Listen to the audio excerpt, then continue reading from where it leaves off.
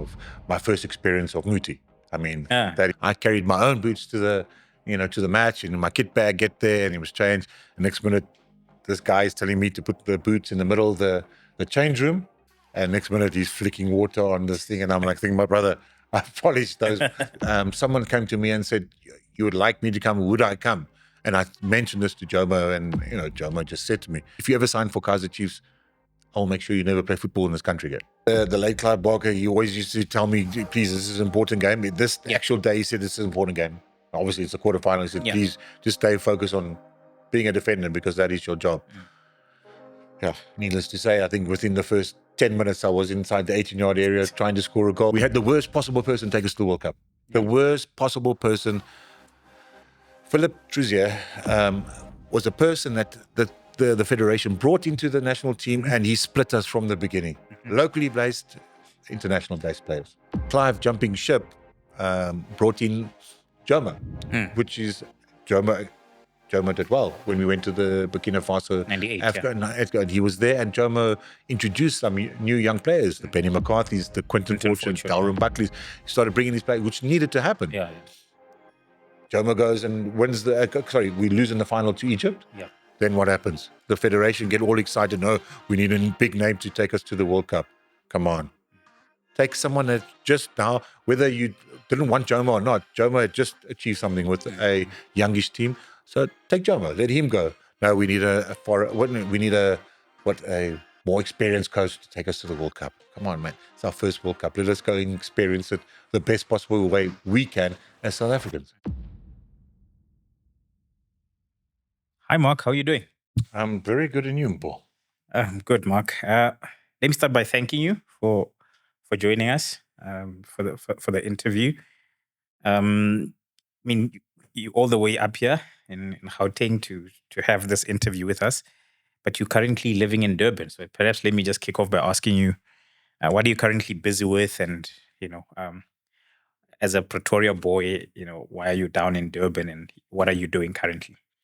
Yeah, thank you for inviting me onto your show, most importantly. Sure. Wishing you guys all the success and best with interviewing us ex-players or whatever you want to call us, because best you interview us now, because I think the questions you're going to ask me, I can still remember the answers, I'm sure, but it's slowly fading away. But I moved down there about 4 years ago to be closer to my younger kids. Certainly during lockdown, they had moved.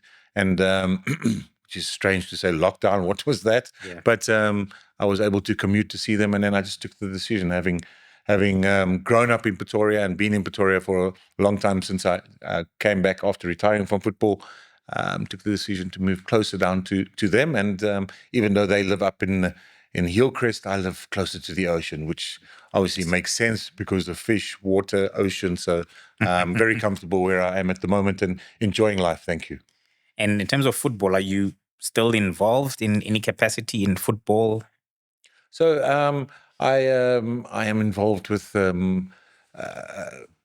SAFA, the Federation of Southern African Football, and I do some technical study work with them, and then I'm part of their legacy program, which is we do football development.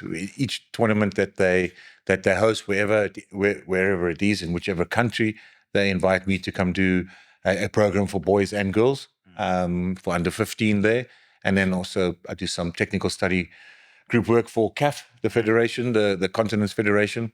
And I have my own foundation, which we go around the country and with the help of some corporates go around and, again, football development, try and install football thinking, football ways on the field and off the field for the youth around South Africa, wherever we find ourselves. So very much in the development or the developing of football around the country. Okay. All the best, Mark, with the foundation and everything else that you're busy with.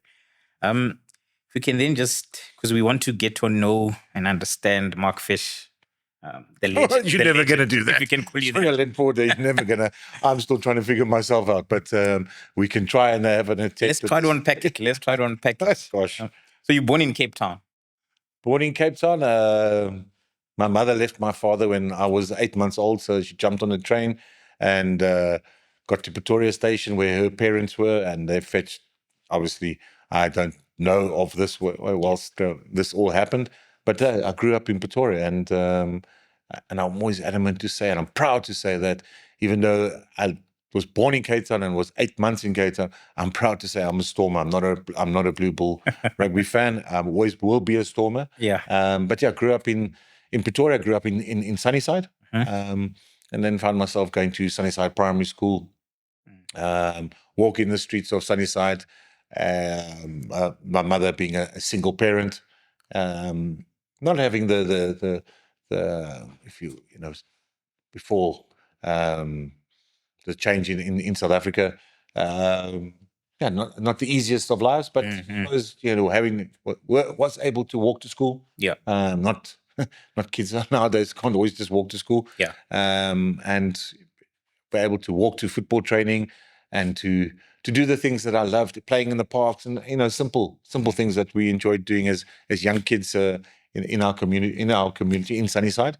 And then found myself going to Pretoria Boys High. So schooling was a unique experience for me. If I look back now and see how things have changed, in '91 when I matriculated was the first time I had a kid of color in coming to my school, and that was at Pretoria Boys High. I think he was a ambassador's kid at the time, and obviously then not realizing things were changing in South Africa that needed to happen. But I was fortunate where playing for, when I said going to football club and walking to football club, having lived in Sunnyside, growing up in Sunnyside, I played for a club called Arcadia Shepards. Arcadia Shepards wasn't too far from where I lived. And, from the age of 6, I was playing at Arcadia. A kid from Sunnyside invited me to go there. Not always playing at Arcadia Shepards. I mean, at the ground, at the Caledonian, sometimes Brainsleaf Park, which was more in Waterkloof. That's where we used to train. But I played for Arcadia Shepards. So very fortunate to have played for a club where that club didn't. It was more than just football. It was a second home for me. Yeah, somewhere where I could play football, be safe, feel safe, and nurture the talent, or whatever was given to me on the football field. So very grateful to have Arcadia Shepards close to me, that I was able to develop as an individual. And needless to say, not realizing at the time what Arcadia Shepards meant to me, will always mean to me as an individual and as a person, because it is what I had learned there as a person and as a player and as a child, certainly installed me for things that I would take on further into my life as a man. Yes. And you say that the first time you had a person of color, in school was in matric. But when you're growing up as a little boy, do you realize, in those times, way before I was even born, but do you realize at the time that we're living in an abnormal society, or does everything just seem normal until at some stage you start to realize? So I think it was abnormal, obviously abnormal, but normal, because this is what's happening. And when it's abnormal, if I look back now, you pay attention to, but I can play football with my friends of color, whether it's black, Indian, or colored.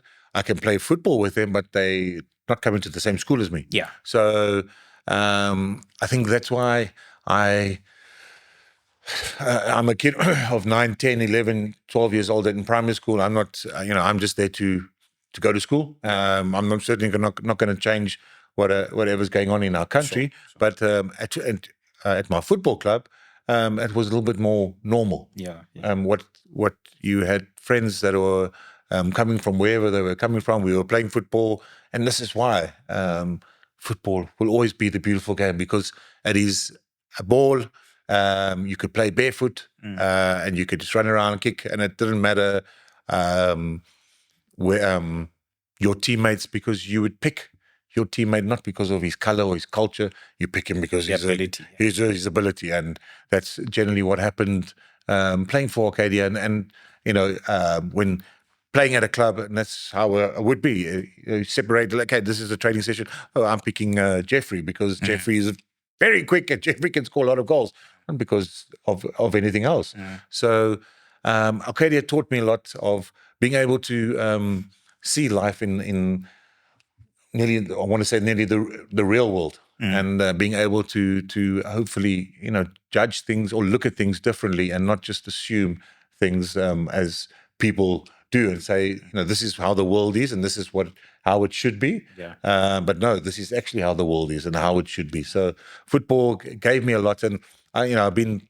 Before, I've actually said to people, as a young kid, I didn't see color. And people go, but how do you say that? Well, obviously, there's black, there's white, there's whatever colors there are. Sure. But from a footballing point of view, I played football, whether as a youngster, I was the majority, probably. And then as the older I got, I became the minority. But that's football. And that's just, people are there, you are there to play football and people are there to watch. And they're there to support your talent, no matter, your background or where you're from or your culture and that. So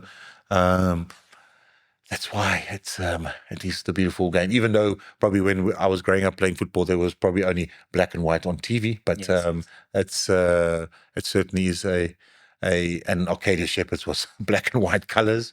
But it's again, I think if people look through the history, there's many clubs like that around the country at the time. But Arcadia Shepards was, I'm proud to say that I played for a club that wanted to install change on the football field, and I think they certainly did try and do that. In terms of, you mentioned the fact that your mom had left your father at that time. That growing up in like a single parent household, do you think that had an impact on how you turn out to be as a person? And so, sure, if you look back then, so my mother had to then try and get two jobs. She had two boys. I had an older brother. And that older brother, my mother leaving my father, not then, my brother fell out of a train, a moving train, which luckily wasn't at full speed. But so my brother was not only having two children, my brother had to go to Princehof, is a blind school in Pretoria, but because he was colorblind. So he led a totally different life where because he went to Princehof, it was more Afrikaans, more playing rugby, more amateur wrestling, and me going the other way, playing football and doing more of the English things. So the challenge was my mother having two jobs, having to do whatever she can possibly to survive. I grew up with my grandmother. My grandmother was like a headmistress at a teacher at a nursery school where she lived, which was just around the block from where my mother stayed, and I went to nursery school there, and I spent most of my time most of my time at my grandmother's house. So again, it wasn't the most what's the word, comfortable, easiest way out, but it was. I think it was the norm for a lot of kids, and it's the norm for many kids nowadays as well. So we just got on with it. But not having a father, if I look back now and how the decisions that I made, I don't know if my my father, he has passed on now, and I'm very fortunate to have brought him and my brother together before he passed on. I think a lot of decisions would have been made anyway, but I think that certain things would have maybe made a lot more sense to me, and maybe more to my brother. I think my brother, I think, lost more when my mother left my father than I did, because I didn't know him. But obviously I got to eventually know him, and like I said, very fortunate to be able to bring me, my brother, and my father together before he passed on. But I think decisions and whatever happened were things that would have happened anyway. So I'm grateful to have a mother having two jobs, having to do whatever she needed to do, and then a grandmother there to support her in whatever she needed to do to help me get through my very adventurous, very boisterous youth, where you play with your friends and you cause trouble, but it's trouble that doesn't get you arrested or anything, but trouble that you do it again, and it makes you have friends that you have stories to tell when you were 6, 7, 8, 9, 10, 11, 12 years old, that you tell your kids now, and they probably don't believe that those are the things that you were able to do. So, I'd say, I think at the time I didn't. You teach yourself to do a lot of things where you teach yourself to kick a soccer ball. Your mom's not going to teach you to do that. Sort of, I think my mother said that I sort of, don't know with what help, but taught myself to swim. Maybe with probably an uncle taught you how to swim, but certainly you needed to grow up a lot quicker than you would have if you had a father. If you had a father with you. So, but that, those are things that the reality for 100%. Those are the things you appreciate, and those are the things that you are now. If I look back, it's again things that I missed out on having a father around, but grateful that he wasn't around, but I had other people there to support me to be the best possible version I could be of myself. By the way, Mark, before we move on from your childhood, do you remember a man called John Collier? I do. Okay. He was your principal was it a principal at the time? So John Collier was a football coach of mine at Arcadia Shepards. John Collier was at Hamilton Primary then. Okay. So he came to Sunnyside Primary after me. I had a very interesting youth going to Sunnyside Primary. Until I left Sunnyside Primary, I was taught only by female. There were only female teachers. The headmistress, all the teachers were female. So it was interesting how I had a female teacher teaching me cricket and a female teacher football, and for swimming. So that probably helped me to be a little bit more, gentler on. But yeah, I was taught by ladies, and very fortunate to have had that experience. Because obviously going from Sunnyside to Pretoria boys, it's a different environment. But no, I wasn't taught by John Collier, but I had him as a football coach. Okay. So I had him as a coach. He coached me at Arcadia and at provincial level, and he'd always speak about you. Like he'd always mention the fact that he coached you. So. So same. I feel for everyone that came after me. I think a lot of coaches used me as, but before me there were stories about a Michael Roger or a Roy Wegley. The late Thomas Maragaki. Who was an inspiration of mine because having heard of Tommy at Arcadia and going on to where he went on to move on to Jomo Cosmos, and then I was very fortunate to have an experience with Thomas. So we all have to tell stories, or we tell stories, which is a good thing at times to tell stories of people that before, and maybe help individuals realize that where you're coming from, there are people that came from those difficult backgrounds before and went on to succeed in, if it's being a footballer or whatever people go on to succeed in. So I was inspired by people before me to be able to go and do what I did. Then in terms of the football, so I want us to now focus on your career. When you're playing at Arcadia as a young boy, firstly, are you like a standout player at the time? Is it immediately obvious that you're probably the special one who's going to make it? And do you have those kind of dreams? Or are you just a boy playing? So I think just a boy playing, and then listening to certain individuals, they will tell you, they could see that.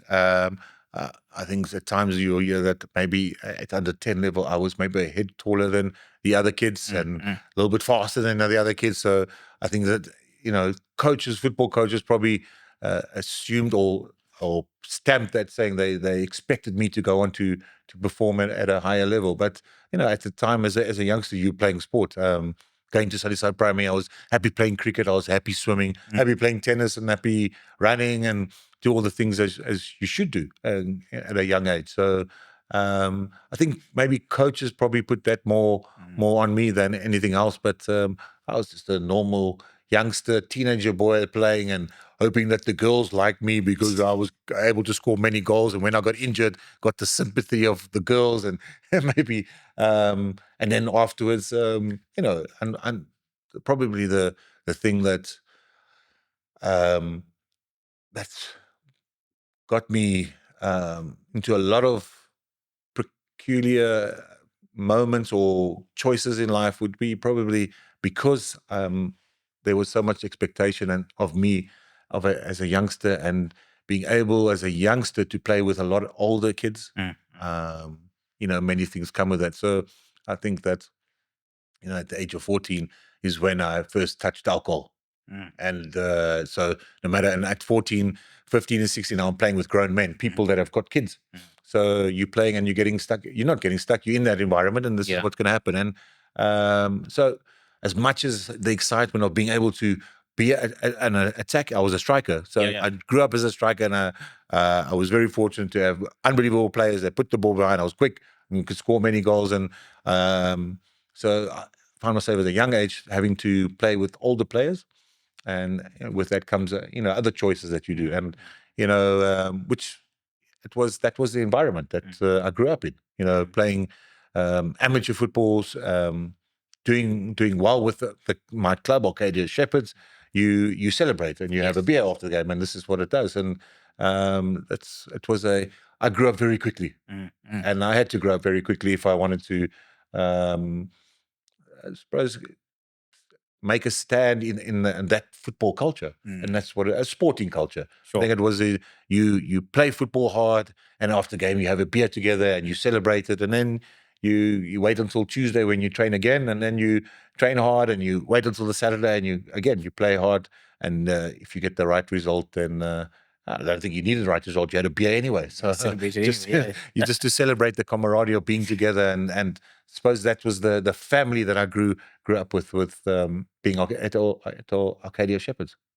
And then you then kickstart your professional career at Jomo Cosmos. Take us through that move. How does an Arcadia boy find himself playing for Jomo Cosmos at that time? So I think it was an easy way.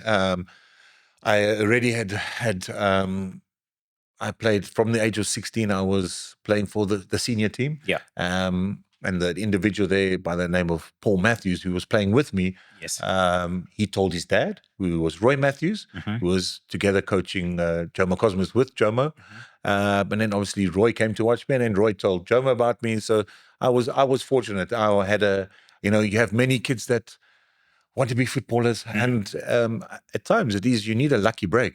And my lucky break was that I was playing with someone whose father was a coach of Jomo Cosmos, who was able to get to tell Jomo about me so that he can come and watch me play. So, and again, it was easy for Jomo to come watch me play because he had just found Thomas Marachaki, not just found, but a couple of years before he had found Thomas Marachaki from from Arcadia Shepards, and took him under his wing. So to come and watch again, they I think at times that's always the challenge of someone. If you introduce a player, and if it's a good player, then it's easy if you introduce another player. But if you introduce a bad player, well, you think it's a good player and it's not, then the person... It's harder to refer more players. 100%. So I was fortunate. And then the step of going from Arcadia to Jomo Cosmos was the next natural step to happen from an amateur to a semi-professional footballing career, which was a step easily made. I was 17, turning 18, so I wasn't driving a car yet. I don't think so.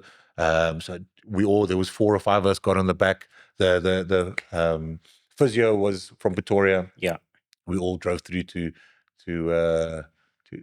Cosmos, to the training ground, which was in Primrose at the time, to go practice there. And it was the natural next step for me to be signed as a striker to replace, which was never going to happen, to replace the late Masinga, which had moved on. So that was always going to be difficult, which obviously had never happened because I don't think I played too many games as a striker. Then I got moved to central defender because the late Freddie Banda, who got sent off in what is now the Nedbank Cup, which used to be the Bob Save.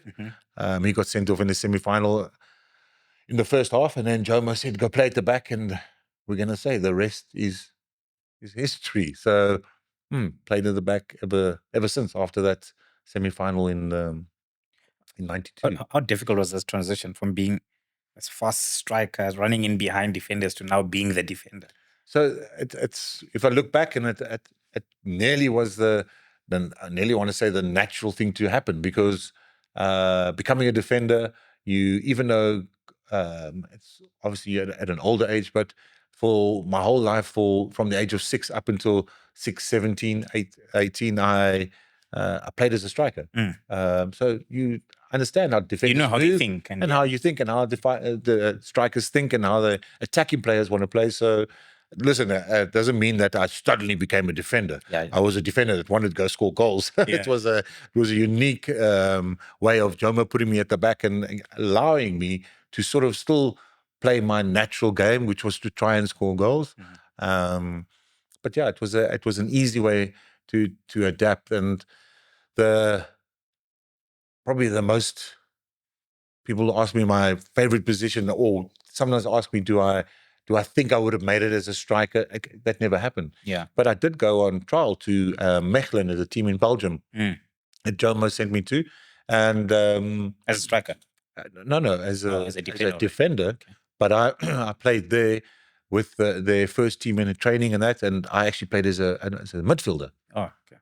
Which, needless to say, a holding midfielder is my favorite position. And if anyone remembers 1994, the inauguration game we played against Zambia, I was already playing for Pirates. Then Clive was introducing his team, and we still had Steve Compella and Lucas were the central defenders, but he needed to find a place for me. Fortunately, because Pirates were performing well, so he put me in midfield next to Neil Tovey. And that was my one and only game, unfortunately, to play for the national team as a midfielder. But I really enjoyed it, and that was actually my favorite position. But needless to say, obviously, you had players come in and do Eric come in. But midfield was actually my favorite position to play. Then at Cosmos, one moment you guys are playing in the continent, you're probably the first or one of the first South African teams to play in the CAF at that time, and then the next moment you're relegated. Please explain that. How do you get from the highs of playing on the continent to now getting relegated? So, I don't know. It's football. First of all, I need to tell you, and I've done this before, but first of all, going to Cosmos and playing my first professional game, I have to tell everyone of my first experience of Muti. I mean, that is very much, we know Jomo likes to use it, and it's a cultural thing for him and for the club. And, playing in Vosloorus, and you go there. And remember, we are semi-pro, so we train twice a week. And next minute, so we had to polish our own boots. So I carried my own boots to the match, and my kit bag, get there, and it was changed. And next minute, this guy is telling me to put the boots in the middle of the change room. And next minute, he's flicking water on this thing. And I'm like thinking, my brother, I polished those. Those are my own boots I polished. And needless to say, I can't remember the result, but that was my first experience. And, traveling into Africa. So we had, we got into Africa because of losing the bobsleigh final to Kaizer Chiefs that year. And needless to say, next minute I'm playing bobsleigh final from the semi-final. I think maybe that might have been only my second or third game as a central defender. I'm playing against the likes of Albert Boalia and the Chiefs players that are, and so it was a big jump for me. I had to learn quickly. And then we play as you said, next minute we're playing in Africa. We had a good bunch of players that are good. We had a good team, but we had good characters. And when I say good character, we had strong characters. So we traveled into Africa with Jomo didn't travel. I think Jomo traveled one match with us.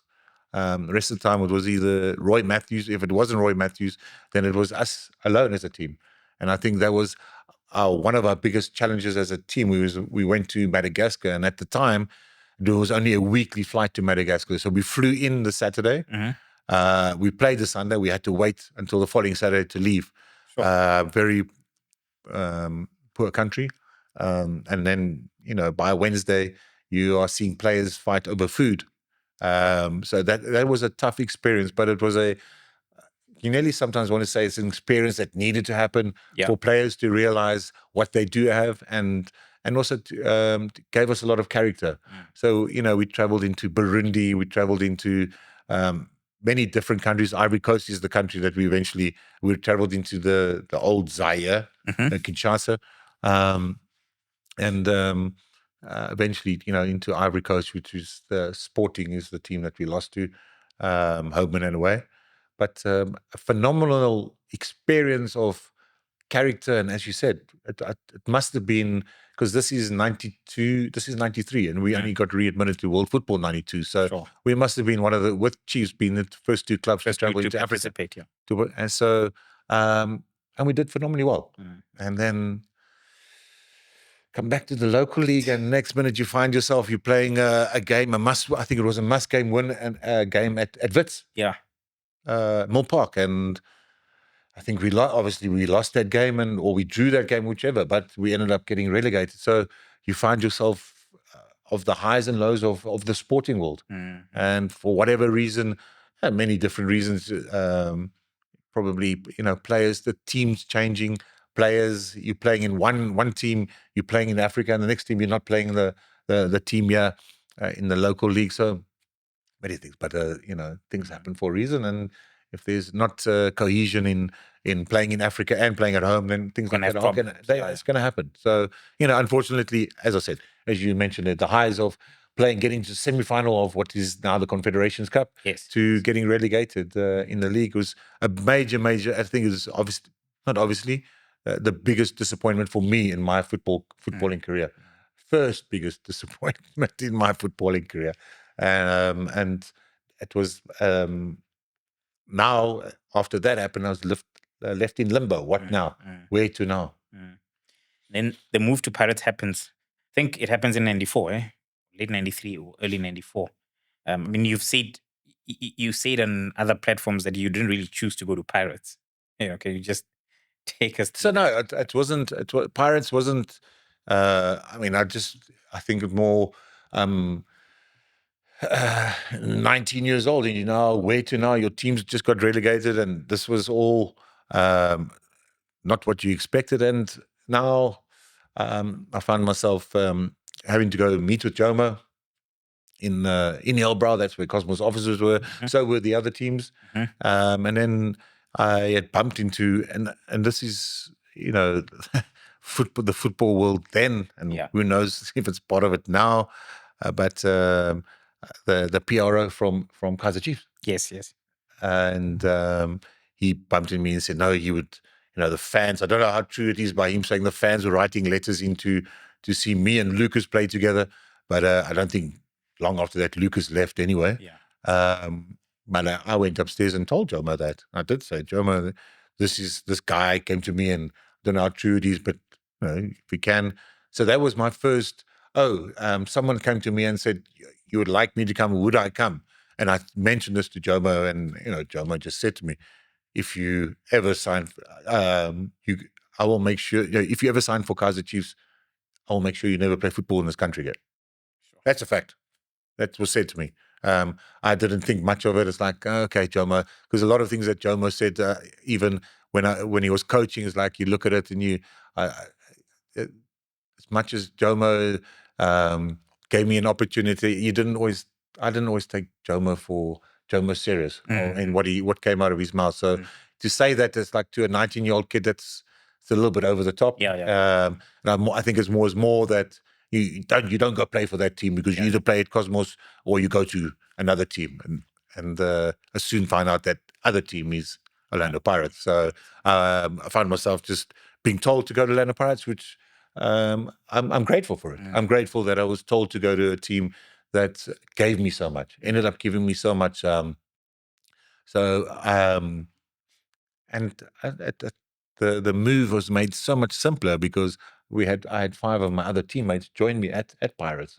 So I've heard how Hellman got there. It was also another story. So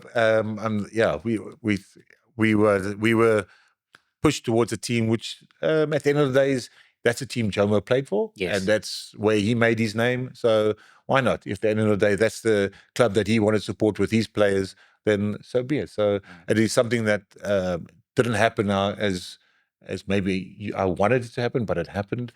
And when I look back at it now, it was me being able to go to Orlando Pirates, it was probably the best move I could have ever made as a footballer at the time in South Africa and in South African football history. Mark, we've interviewed like more recent players who've made like the transition from like a smaller team to like an Orlando Pirates. So I just want to compare it with your times.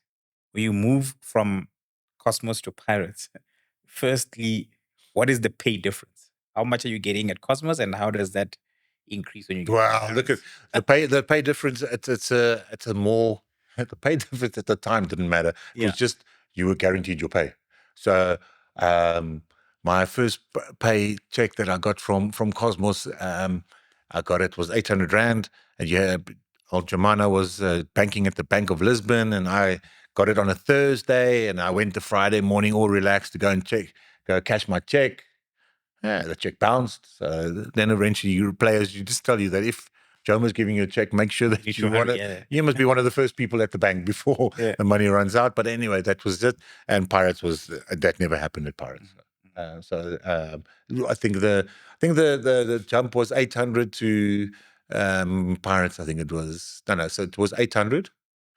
Then it was 1,600 at at Cosmos, still my second year that year. Okay. And then Pirates was a jump, but I think Pirates could have been about 8,000. I think so. But that mustn't say loud. I think I was getting a lot of money. My teammates, I'm sorry, but I fought for my gents to get more money. That's the only, he was my roommate, so I fought for him. But I think, it was 4 and became 8 in the second year. When I look back at that, it wasn't about the money. Yeah. It really wasn't. It is about playing football, and even not many people talk about it. And fortunately, I wasn't. I lived in Pretoria, but leading up to that Bob Save final match against the Kaizer Chiefs, that the Bank of Lisbon got robbed in Johannesburg, and some of my teammates were in that bank cashing their check. They're cashing their check, so they had a bit of traumatic experience trying to get their money. But we've had experiences, and my experiences as a footballer outweigh everything that I could have ever had from any money that was paid or wasn't paid, or to me as a person, as a young man. So the Pirates going there, the experience of playing for Izingozi and for Jomo, going into the township, into the communities, playing against the Pirates and playing against all these big teams, and then finding yourself playing for Orlando Pirates. For any person that wants to achieve anything in football, that's the next natural step, is to play for a team of that stature, and that of knowing of the people, the club, the fans. I was just very fortunate to have an experience of being able to play for that club for 2 years of my footballing career. So no matter how I got there or what I went through to get there, I'm fortunate to say I played for Orlando Pirates. And you're coached by Mike McCabe. I mean, I don't think I know anyone else who's made a transition from being a coach to like a top agent. I mean, he's like one of the best agents around now. How was Mike as a coach? Because most of us just have heard of Mike, know Mike as an agent, but as a coach, how was he? So Mike came in, I think, and he came in at a club that I don't think it was. So, like I said, it was 5 of us from Cosmos that came there. I don't know. I think Eddie was coming from Dynamos. There was a few players coming from Dynamo, John Moeti. So it was a new team, and he had to mold this team and for them to be able to play. And obviously, you had to win. That was expected. So Mike was. I think he did everything he needed to do as a coach. He got us united as a team in however way he possibly could, and he put together a team that was able to perform. So, 94 was an important year because of what happened in the country, the changes in the country, and I know Dr. Khoza wanted Pirates to win the league that year, and fortunately, we went on to win it. That's just. You won the league. I think you won the Bob Save as well.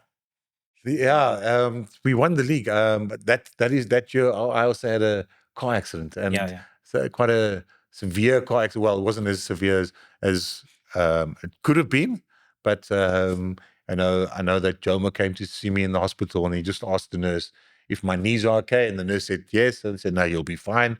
But at 94 was interesting because the national team getting Clive there, many changes was happening in South African football, and for whatever, being involved in a car accident and being then part of the team for Orlando Pirates that went on to win the league. I was very fortunate to be part of many things that was happening in South Africa. Forget the football field, but outside the football field as well. So again, it's now that you're asking the question, I look back with, I reminded why I went to Pirates and how I got there, but the rest is more important than anything else. So the experience is the friendship, the people that I met playing for Orlando Pirates and playing for in that league team. But again, the players that I went with and was able to fortunately go with from Cosmos to that Pirates team, it's fond memories, and I hold those memories to greatest team in my life because it's people that I enjoyed being around, enjoyed being with. And we created a lot of good memories and history in South African football. So I'm very fortunate to have experienced that. And the Dr. Ivan Khoza, did you have a relationship with him at the time? Do you still have a relationship with him? Can you what kind of a man is he for those of us who've never had the pleasure of meeting him? So Dr. Khoza knows what he wants, and he will tell you that, and he's expectant of all the players that play for Orlando Pirates to understand that, what Orlando Pirates is. There's no player that will ever be bigger than the club and bigger than the history of the club. So I obviously very fortunate to have met him and understood what he wanted from me as an individual for the club when I got there, and we had a unique way of understanding and expectations of each other.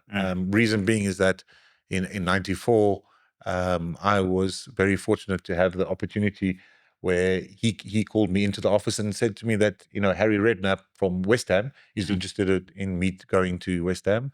And then he told me openly, he told them no. He does not want me to go, and because he wanted me to stay there. And this is why I am very fortunate to have stayed there and gone to Pirates, because we won the league then. We won the league that year. And in the following year, he called me in again, and the same person had come back and interested. And I said no, because I felt that something special was happening about to happen at that club, at Orlando Pirates. And we went on to win the African Champions League for the first time and the only time. And I was part of a team, the history of the club, which is phenomenal. While I sit here, I am getting pins and needles going through my body because it worked out. I was very lucky. It worked out for me that I stayed at the club and got what needed to happen. And then I was very fortunate to be able to get the move to move on. But the Pirates, the Pirates, that 95 team, we don't talk enough about the individuals that came from that Cosmos team, that experience of playing in Africa, understanding, and and sometimes when you hear the stories, not too long ago, I heard how Nigeria were treated was it in Liberia, how they were treated at the airport. Those things were real, and it happened, and surprises are still happening, but we had real situations that happened. And, needless to say, the day that we had the return leg and went to Ivory Coast, we were fortunate to have Dr. Khoza go with us, because the hotel that they were putting us in was not conducive for any football player, because, footballers, they get up to mischief, and that would have just been a disarray, and that's what they try to do. He moved us to a proper hotel, and we were able to focus on, and as I said, very fortunate to have been involved with a club for 2 years and to have that experience of going on to win the African Champions League. And let's talk about the Champions League campaign. I mean, in recent times, I think Sundowns, with what they've been doing, everyone is more focused now on the CAF Champions League. But you are obviously the first South African team to win it back then. Now, when you started that campaign, what were the expectations and how big was the Champions League to you guys at the time? Did you realize then what you were about to go on and achieve, or was it just another tournament?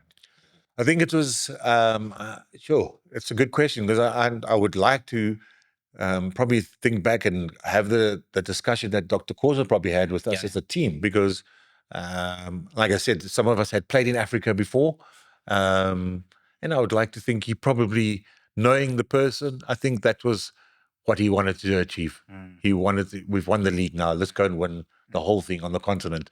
So I know probably a lot of focus was in that, the early games that we played, but I think that the focus would have been probably to go, let's go see how far we can go and do this on the continent. And once we got to a certain point, let's go all the way and make sure that we win this. So it would have been a discussion that would have been laid out there for us. And don't get me wrong, there were a lot of different things that happened on the way for us to get there, but that happened. And, again, it's the rest is history. So we're just going to call out this team. William Sopara in goals. Majens Motale. You, Gavin Lane. Philippe Troussier. No, Upamabuza. Yeah. John Mueti. Mwango. Brendan Silent. Hellman. Mark Batchelor. Jerry Skosana. We're missing one because Jerry was alone. Batchelor came on for Jerry. Or came on for someone. So there's always someone that you always forget. And that's why I say, you coming out of that team, if you had asked me to name a team, I would have probably got 3 or 4 players. I wouldn't have got so many. Bruce Ramukadi. Oh my gosh. That's why. No, don't say that. That is just that is a thing. But just, sorry to interrupt you. I think that, we touch on that, and then Bruce. There were some players that did phenomenally well. Yeah, Bruce was just someone that, he was at the Pirates team in the right time, and Batchelor came on for Bruce. It must have been. Yeah, came on for Bruce. So, but that game it's a fond memory. It's sometimes a memory that I'm sure if you asked any player that played in that game, they will remember every single minute of that game. Reason being is that our lead up to that match, and that actual match happening, the 90 plus minutes, it's surreal. To this day, it is why football is the beautiful game, because no one in South Africa gave us a chance. No one, and rightfully, I don't think we gave us a chance. We probably, when I say we gave us a chance, meaning we knew we could go on and any day beat any team, but to go to Abidjan to play against Azimumumosa, we had just drawn with us 2-2 at home, a very strong nation, a footballing nation, to go there and get the best possible result, the only possible result, actually, that wouldn't lead to penalties on it, is 1-0. The score draw is, you had to go 3-3. But point being is, and that's the result we got. But what was 1-0 victory, scoring in the 72nd, 73rd minute, still having to defend for 20 minutes. How we did not concede that day, I really do not know. But I think you just mentioned there that you had William Zakpara, you had the Edward Matali, the Upamabuza, the Gavin Lanes, they had the John Moete, the Innocents, the Hellman, the Brendan Silent. You had a team that, as I said, the further we got into that tournament, we knew this is what the chairman wanted and what the fans wanted as well. Well, when I say fans, meaning the fans that came to the stadium, there's an expectation. No matter which Pirates team, whatever trophy or game you're playing in, there's an expectation. So going to Ivory Coast, they probably had 15, 20 fans. Those were the hierarchy that were traveling with the team, and then 60,000 fans were for ASIC.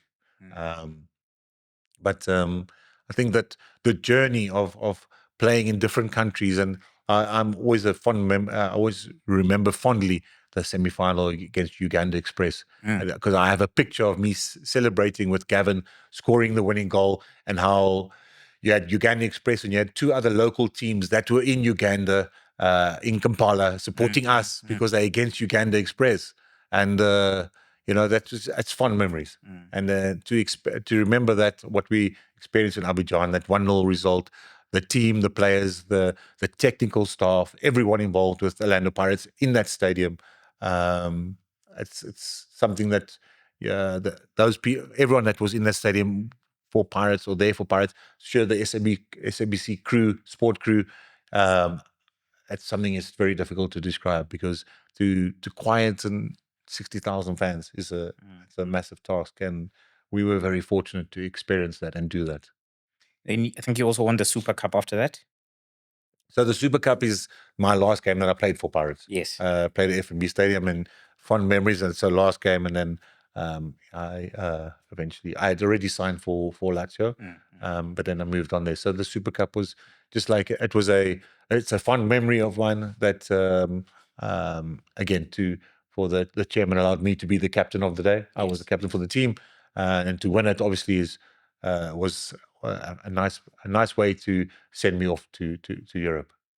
And then Mark, we'll return to your club career. So, but we more or less around early '96 now in the timeline. But I just want to take a step back and now talk about the national team and just bring it in that timeline as well. Your debut for Bafana, do you remember when that was? Yes, the debut was '93. I was still 19 years old. I got called up for the national team to go to America to go with the national team, and found myself. I had been called up before. I traveled with the team to Mauritius, but it wasn't in the squad, and it was just an experience. And then went to America, and Palacios then selected me, and then I was on the bench, and I'm not sure what the score would have been at the time, but we played Mexico in Los Angeles. Yeah. The score ended up being 4-0, but I came on somewhere. I think I was at one stage, I was in midfield, and I was at right back, and then at right midfield, and to a point where, it was my debut. So it just came and went very quickly. Yeah. I remember us losing 4-0, but it was in Los Angeles against Mexico, and that was my experience of my debut. I think that the thing that upset me at the time the most was that we were in America. We had a nightclub that you could go to. I think it was in the hotel or just outside the hotel, or connected to the hotel. But I wasn't able to go because you had to be over 21. So I think that was the most disturbing thing at the time, I think. But I still remember Jomo calling me and asking me which position I played. I said, no, he played me everywhere. I don't know myself. So it was a very strange memory or strange experience of my debut. But came back and eventually. So you played for the 4x4s. I had a 4x4 experience. I certainly did. But at which point do you feel like, okay, now I'm a national team regular, particularly centre back, because ultimately you became a Bafana starting centre back. At which point do you think you became like a regular? So I think that probably we had the Simba Four Nations, we had these tournaments, and because of Orlando Pirates doing well, Clive had to the changes had to be made. Yeah. And unfortunately, Steve Compella, that's the person that I think I probably ultimately started replacing, because just of age, and just that was the natural progression for me and probably for the national team. So found myself there, playing next to Neil, if Lucas was overseas for the Simba Four Nations, and then once Lucas came back, then it was with Lucas. But I think that it was probably expectant after the success of Pirates in '94, during the '94 season. Even though I had the car accident, that would be called up to the national team and probably become more a regular next to the playing partners that were selected. So probably, and that was really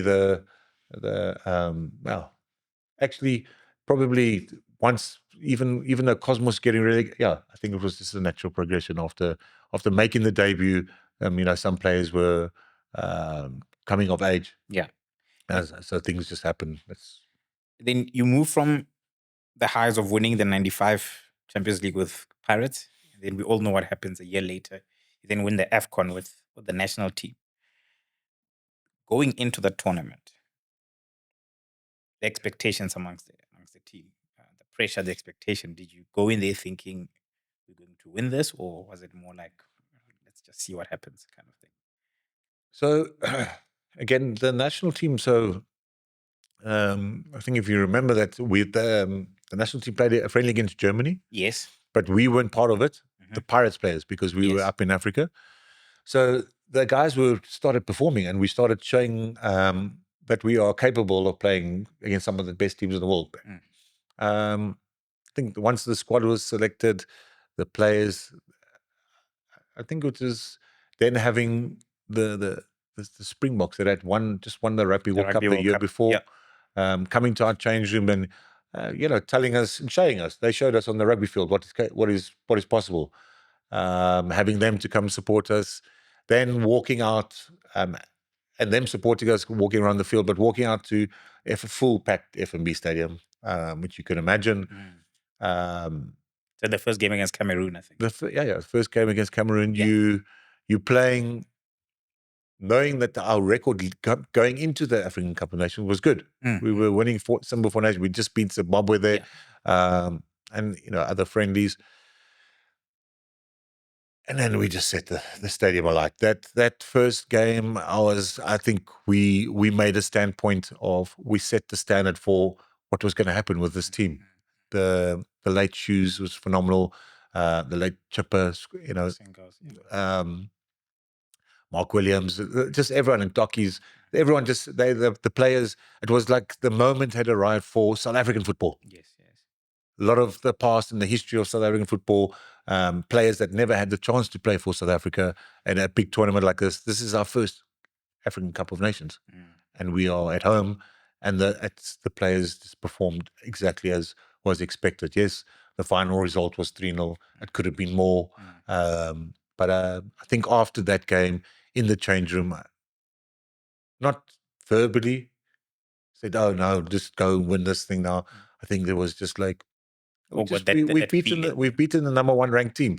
3-0 comfortably. I think it was a quiet thing amongst us, saying, let's just perform like this. Who knows how far we can go and how well we can do in this tournament. So you beat Cameroon 3-0. I think you beat Angola. Then you lose to Egypt, but by then you've already qualified. You then play the quarterfinal against Algeria, and you score a goal. I think we won 2-1. What were you doing up there? It's just. So sadly, or not sadly, it's like the late Clive Barker. He always used to tell me, "Please, this is an important game." This actual day, he said, "This is an important game." Obviously, it's a quarterfinal. He said, "Please, just stay focused on being a defender, because that is your job."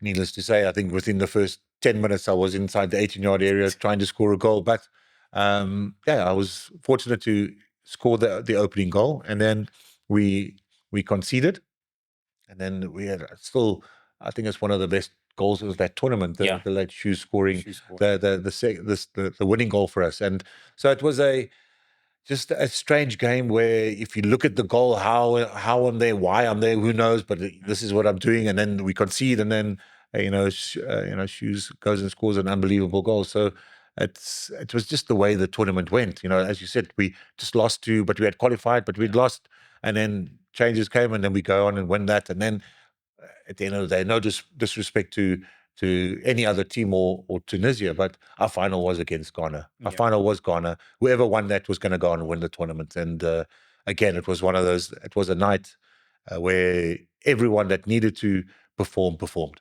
That's the 3-0 against Ghana. That's a 3-0. 3-0 again. It could have been more.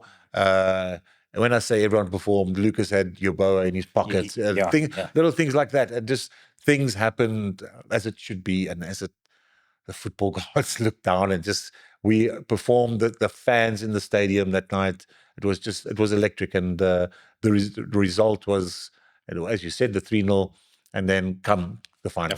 The final was an expectation.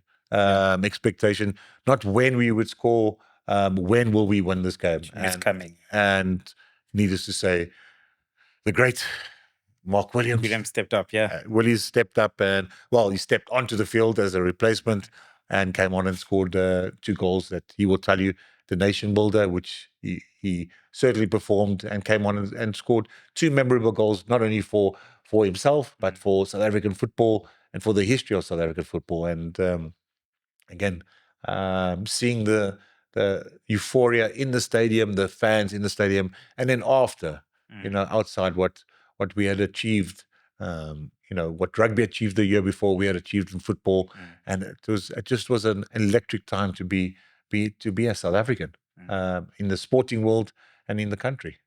And Clive, as a coach, what was it about him? I mean, he just managed. You guys look, when you are on the field, you obviously wanted to play for the country, but it also looked like you wanted to play for Clive. What was it about him? How did he get the best out of everyone and get everyone on his side? So I think not enough is given to Clive's technical astuteness of how he played and the players that he played, because everyone says that Clive was a player's coach. Yes, he was 100%, but he knew which players to put where and how to play them. And our formation, and was it a 3-5-2? Was it a 5-3-2 or whatever? Because you're having me bombing forward and you had Tinkler that to sit back. So Clive knew what he wanted to do with the players that he had, and then in the change room, he just got the best out of the players. He made us believe that we could beat any team in the world, and on any given day, we felt that we could. We certainly went out and tried to do that. And most times it worked, and sometimes it didn't. But we had the full support of the coach, and even just to say how, telling me that I must defend, but I'm going forward, he still allowed it because he then had someone like Tinkler knew he must drop back. So he allowed for the things to us to be the best possible players that we can be for our team and for each other on the field. And to have a coach like that to allow you to do that, I think all the players that played in that squad and all the players that wanted to get into that squad knew that's what Clive wanted and expected, and we all just fell into place playing for him as a player and him for us as a coach. And speaking of the formation, I've always been very curious because I've never quite understood exactly what formation you played, and I'll tell you why I say that. Right, initially, when Lucas, I think Lucas was come from an injury. When Lucas didn't play and David Nyati played, it was more straightforward because you had C's on the other side, you had David on the. But for example, in the final, so it's you, it's Niltovi, and Lucas all starting, and you've only got one full back in Steve. So what was the arrangement there? What formation was it? Was there a formation, or was it more? So if you look at the final is a good way to look at it, because that would look a little bit, you're not sure. Where the semi-final you'd know because Lucas is man for man for Yobo. Tony Yobo, I remember that. I don't know. I just played, man. That's a good question. Now that you ask, it's like what? But I think generally it was a 3-5-2 formation. Okay. So Toby's the sweeper, and me and Lucas picking up. If I'm not picking up, then Tinkler's picking up, and I'm going forward supporting Sizwe on the right. So it was a 3-5-2 formation. All right, and then the AFCON comes and goes. You then go to the Confederations Cup in Riyadh. 1997. I mean, I think you drew one game there. You drew against Czech Republic, who's just lost the final of the Euro 96. Euro 96. Yeah. You lost 1-0 against the UAE, I think. Yeah, I think so. And then you lost 4-3 against Uruguay last game. Do you think that was why Clive was fired, because you were eliminated in the group stage in that tournament? But I think it's a known story where it probably was a reason. But Clive has come out and said that he heard that they were, so he jumped ship, and he's apologized. He apologized, saying that he should never jump ship. again, if that was the reason why they were going to, it's the most ridiculous reason ever, because Clive got the job, and his job was to try and win the AFCON, which he did, and qualify for the World Cup, which he did. So why go to a tournament where it's the first real tournament outside playing the top teams in Africa. You're playing against the best other teams in the different continents. You just mentioned that the old Czech Republic and Uruguay. My gosh, so it's a nothing tournament. At the end of the day, it was us getting back together, us playing against the other nations around the world. It was not going to give us any credibility or take away any credibility. So it's I think Clive eventually saw that, and it was silly. It was very detrimental to. Sad if you asked that now, and I answered it comfortably, but it's very sad because it played a part. Unfortunately, played a very big part in South African football going from there to going there, because Clive jumping ship brought in Jomo, which is Jomo did well when we went to the Burkina Faso 98 AFCON. He was there, and Jomo introduced some new young players, the Benni McCarthy's, the Quinton Fortunes, Dalrymple Buckley's. He started bringing these players, which needed to happen. Jomo goes and wins we lose in the final to Egypt. Then what happens? The federation get all excited. No, we need a big name to take us to the World Cup. Come on. Take someone that's just now, whether you didn't want Jomo or not, Jomo had just achieved something with a youngish team. So take Jomo, let him go. No, we need a more experienced coach to take us to the World Cup. Come on, man. It's our first World Cup. Let us go and experience it the best possible way we can as South Africans. And it's strange. I was thinking about this individual, not knowing that you're going to ask me, but we had the worst possible person take us to the World Cup. The worst possible person. Philippe Troussier was a person that the federation brought into the national team, and he split us from the beginning. Locally based, international based players. That's what he did. Do you think it was a feeling? And by the way, just so people can keep up, 96 AFCON, which you won, 97 the Confederations Cup, and you're now touching on the 98 World Cup. But in January, we lost in the final. In the final of the Africa Cup of the Nation, AFCON, yeah. So perhaps let's start with the AFCON 98 with Jomo. Right? A lot of players were not part of that team from your 96 team. And going into that tournament, what were the expectations, and how would you sum up your experience in that tournament to get all the way to the final? So again, like you said, there's a few players, but again, it's the players that were, of age and that were moving on. So leading up to qualifying for the World Cup, it was our gaming in Togo, where Clive had to make the decision to get Toby was now getting moved, and he called some of the senior players and he told us what is happening, and that's what happened. And it was natural. Whether it had to happen there or then doesn't matter, but it happened. So going 98, going to the AFCON, having Jomo as a coach, there's other players that weren't there, and changes happening. So the expectations, again, probably was more of the expectations of South Africans was okay.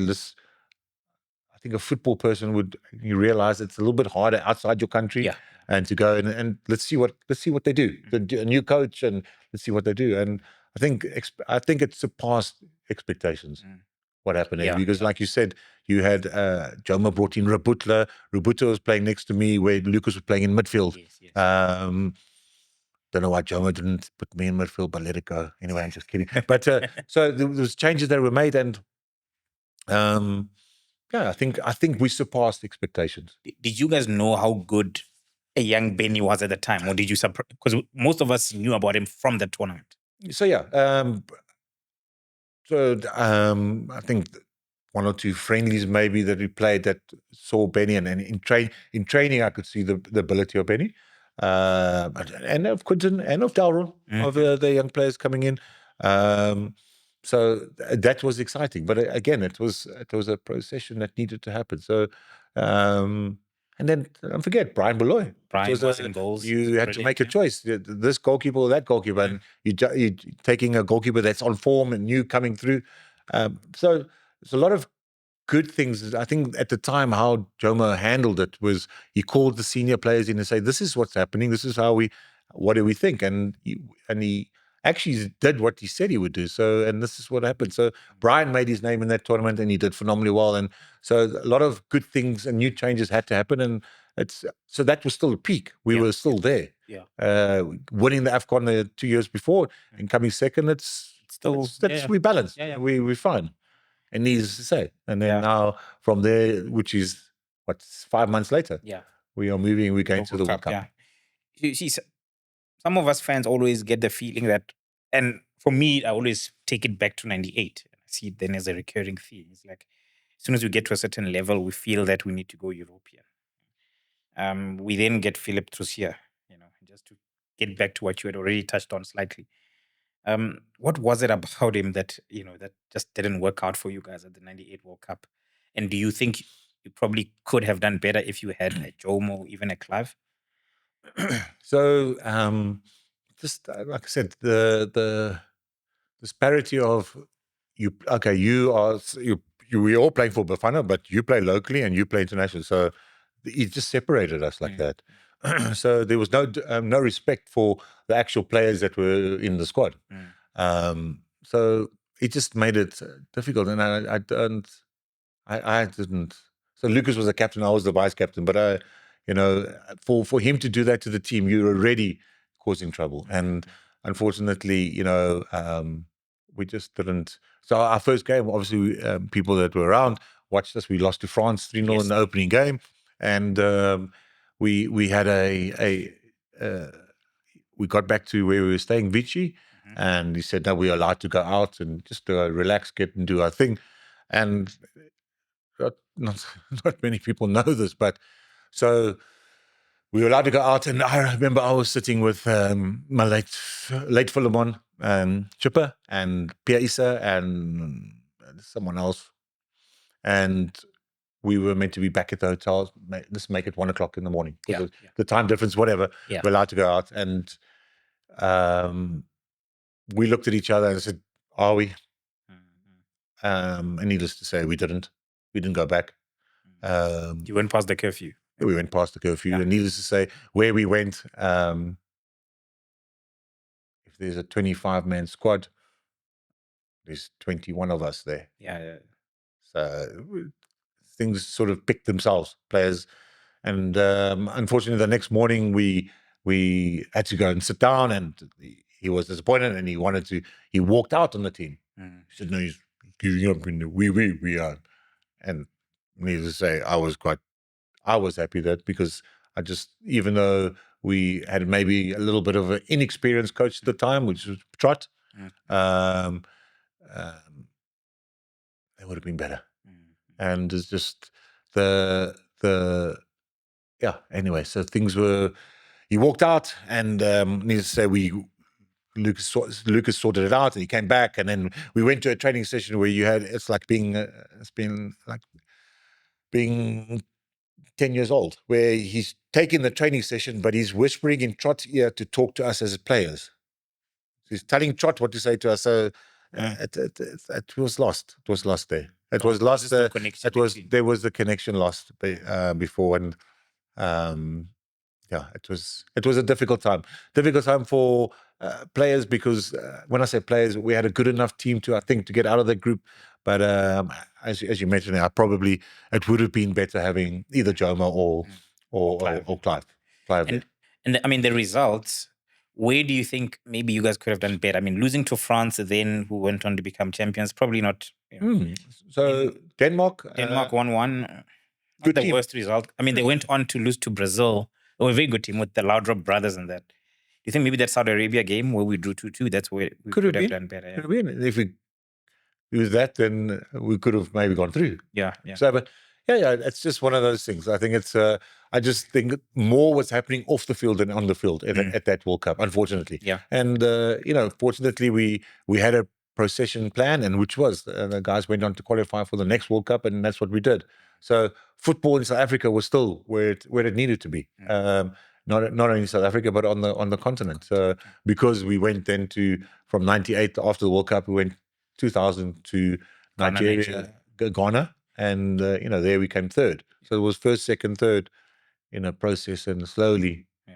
Was that your last tournament? That was my last tournament for South Africa. Yeah. You know, my favorite Bafana game of all time was actually in that tournament. There was just something. Remember, you guys played Ghana and you beat them 1-0. So I do, of course I do, and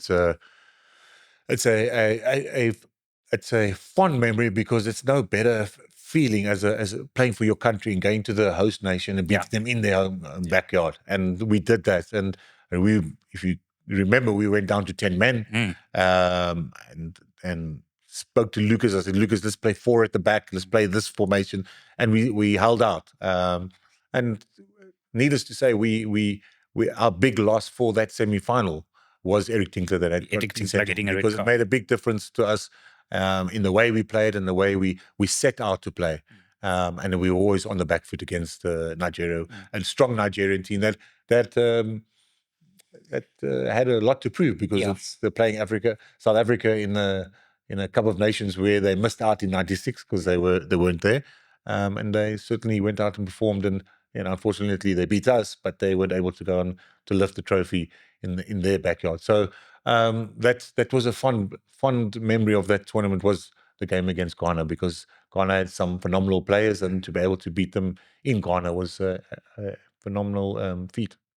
And just to close the national team chapter, as someone who played in the most successful Bafana team of all time, the other theme that comes up all the time is the question of style of play. A lot of people say, well, there's a South African style of play. And when you ask them, well, where is it? They usually refer back to your team. Right? Now, and we see it as well with Sundowns, is the debate, is it always sustainable for them to play in a certain way, throughout each game, that they, no matter who they're playing against. Can you tell us, what was your guys' style of play? Is there a South African style of play? And did you guys play that South African style? And just tell us, what is it? How does it go? So I think when you say style of play, it's interesting when you ask that question, because I try and see what it is now and what it was then. Yeah. And when you say that style of play, I'm probably going to say, when I look at our national team when we played then, I think it was just our style of play was allowing individuals to play their football. I see. I'm going to say, because we knew that if you give the ball to Doctor, he's going to entertain and he's going to perform. You give it to Shoes, he's going to do the same. You give it to Sizwe, he's going to use his ability to go forward.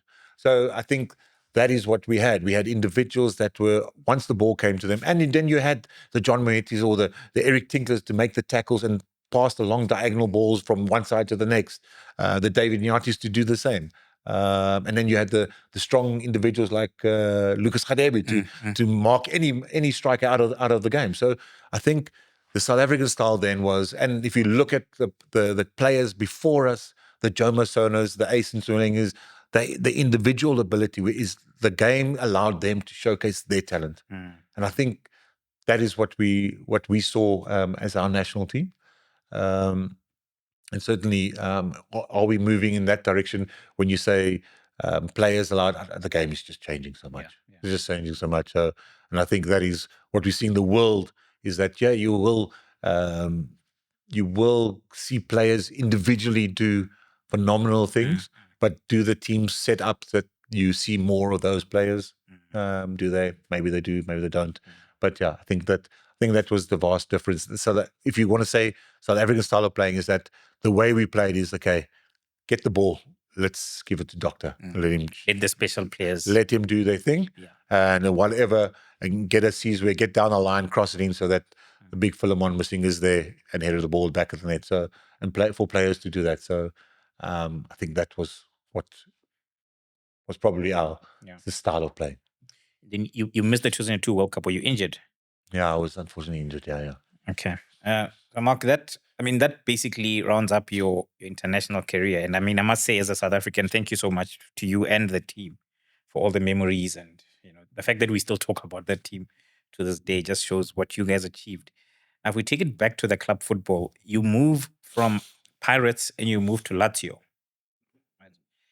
Now, I've got a few questions on that. Firstly, how the Lazio deal happens, but secondly, I mean, as a young man, I mean, you're like what, 21, 22 at that time? How does your life change? I mean, you went for Pirates where you're earning 8,000 Rand, you're now playing in what was then the best league in the world, the Serie A.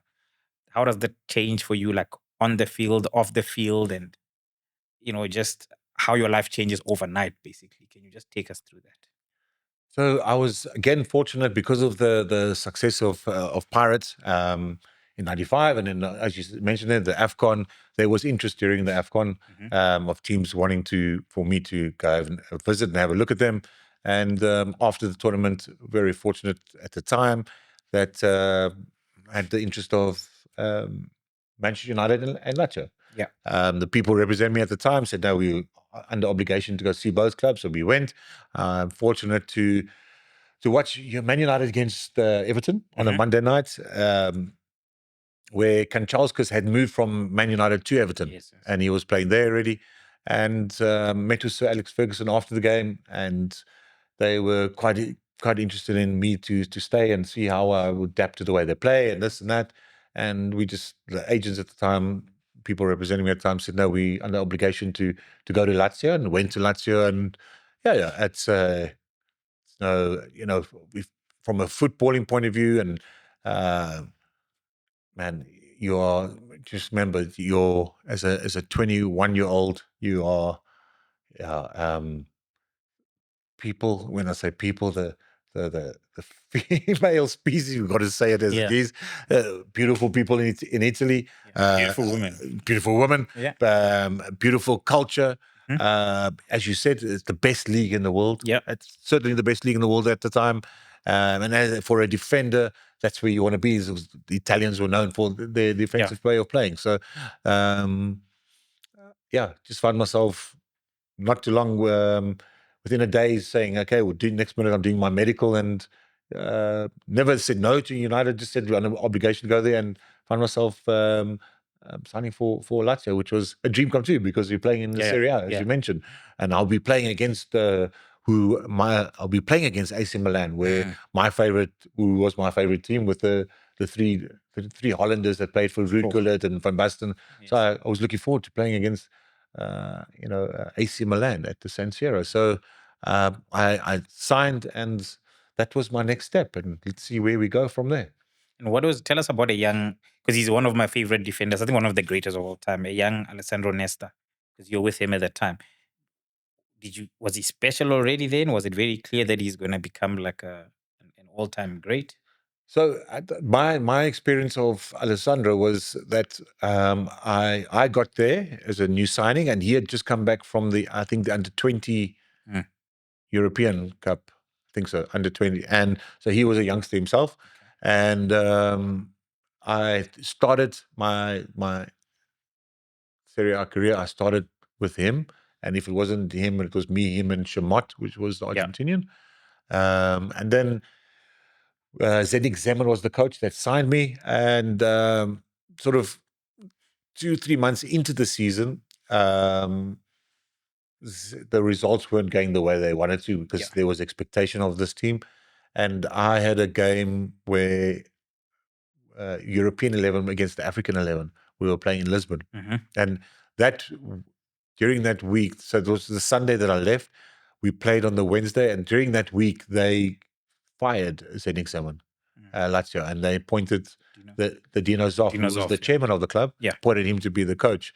And during that week that I was gone, he made a couple of changes. And so by the time I came back from playing that match, one or two changes were made, and he tried a different central defensive partnership. And unfortunately, that partnership just grew and did as well as it possibly could. And so my second half of the season at Lazio was sort of substitute, or wanted to start, but it wasn't what I wanted it to happen. So it was a different experience, but it grew me as a person. Having gone to a country, different language, different culture of football, going from where at Pirates, where I was maybe training 3 times a week, to training every single day, and most days training twice a day. So it was a unique experience, a big jump for me, but It didn't, as I said, it didn't go as planned, but it was unique and different, and I learned a lot as an individual about myself and about the football world, and I grew as a person, and so with the people that I played with, the players, my roommate was Marco Gianni, the goalkeeper. He was my roommate because he spoke a little bit more English than anyone else.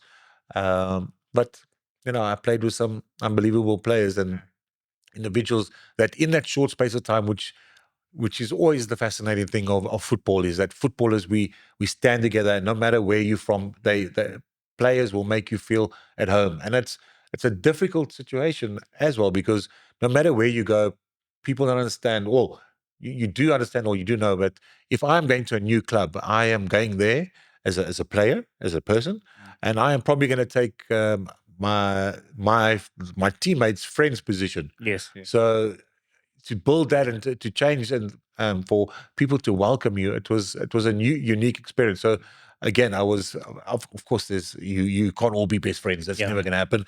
But you are there, and everyone has a common goal. So the likes of Kazaragi that made me feel at home, Signori, the captain, Michael Johnny, as I said, and Nesta, a whole lot of them, and then Pavel Nedved. Was Nedved there? Nedved was also a new player that just arrived.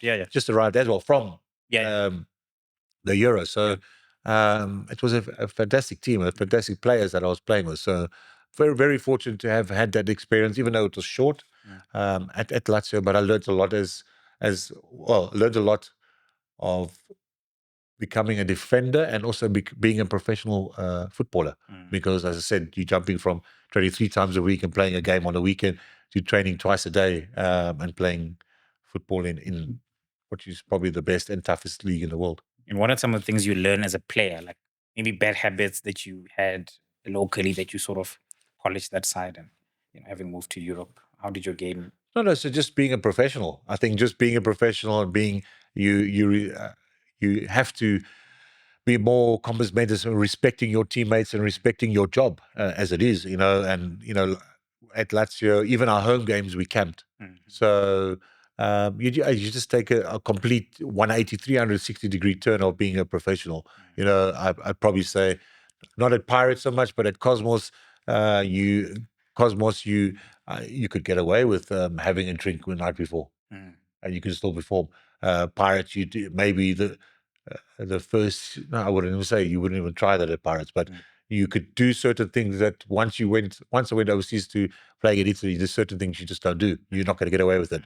It's more professional. It's more everything. There's more expectations of you as an individual. So I think the biggest change was, okay, I'm here now, so I need to do more to be able to be in the starting 11 and to prove more to those around me. So it's a big jump. But it was a jump that was needed, and And then you move to England. You move to Bolton Wanderers.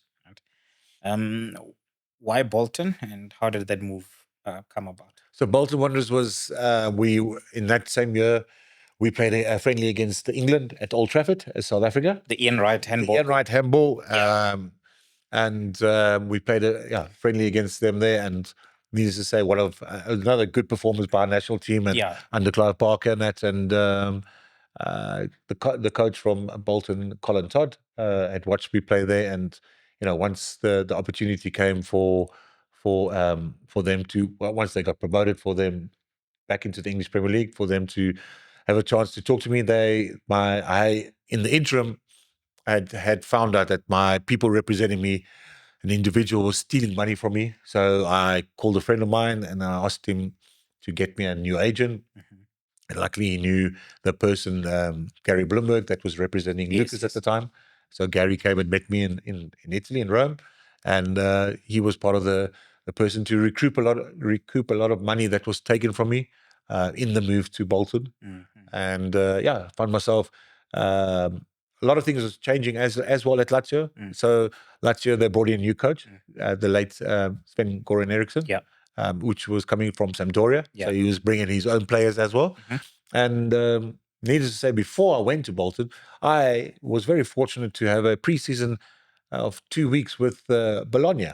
And I trained at Bologna with the great Roberto Baggio. Baggio. Roberto Baggio. So I have pictures, fond memory of playing in the mountains with Bologna on pre-season trip, and one of the best experiences I had as an individual is that, again, my Italian was very limited. I could understand a bit, but the speaking was very limited because, needless to say, the person that was my chaperone when we were given a tutor from the club at Lazio, the tutor was too beautiful for us to learn any Italian. So I turned to the chairman and told him, to the team manager, sorry, and told him we're not learning any Italian. You must take her away. No, I didn't say take her away like that, but again, when I was at Bologna for the preseason, the goalkeeper again spoke a little bit more English, and needless to say, there was a knock on our door, like whatever time of the night, and the guy was saying, no, Roberto was calling me and the goalkeeper. So me and him, and then at the time there was there was a Russian and a Swede that was playing for Bologna, Kenneth Anderson, and the Russian, I can't think, but anyway, I remember his face, I can picture it. Next minute, I think it was about 6 of us. We were downstairs in the basement having a cigar and having a whiskey with the great Roberto Baggio. So that was my experience of my pre-season training at Bologna. Bologna. So next minute, I find myself on my way to Manchester to signing for Bolton Wanderers in the English Premier League at the time. When you go to Bolton, you obviously come there as like one of their like marquee signings and all of that. You got relegated. Was it in your first season that you got relegated? It was the first season we got relegated. Again, relegated on goal difference, the final match. But yeah, it was where goal line technology was needed then, and I think it was a goal we scored against Everton. We'd draw, but we would have won. But yeah, it was interesting time again. Certainly relegated against. I wouldn't say nearly against expectations, but I was still at the time with Bolton was we had the club versus country issue. Yes. So the whole of the January I was away, Burkina Faso, and then when I came back, the club the coach at the time was sometimes reluctant to play me when I had played for my country. So club versus country also was an issue.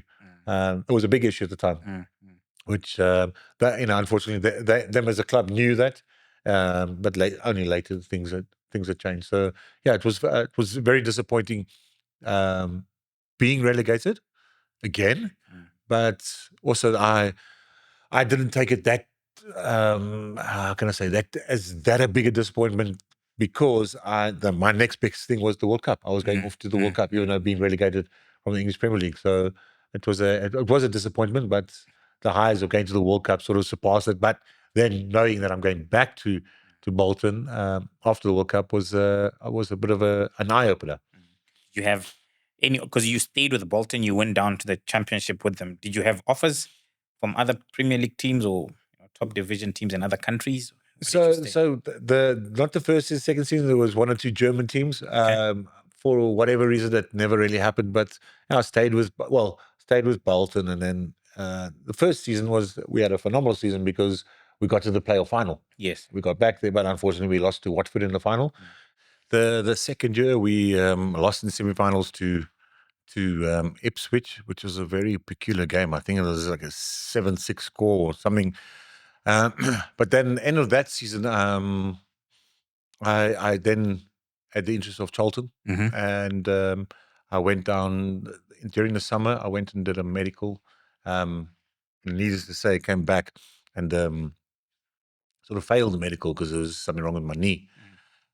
But they were still very interested, and they just said that they will keep an eye on me going into the third season. And I think it was sometime around after 3 or 4 or 5 games, I'm not sure how many. I had already had 1 or 2 issues with Sam Allardyce, the coach. He wanted me to sign a new contract, and certain things were happening off the field that wasn't really good. We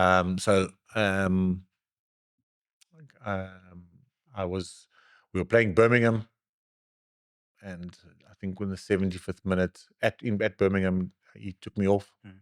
And then that night, I actually got the call from Charlton because they obviously were happy with my fitness and whatever was happening, and I went down to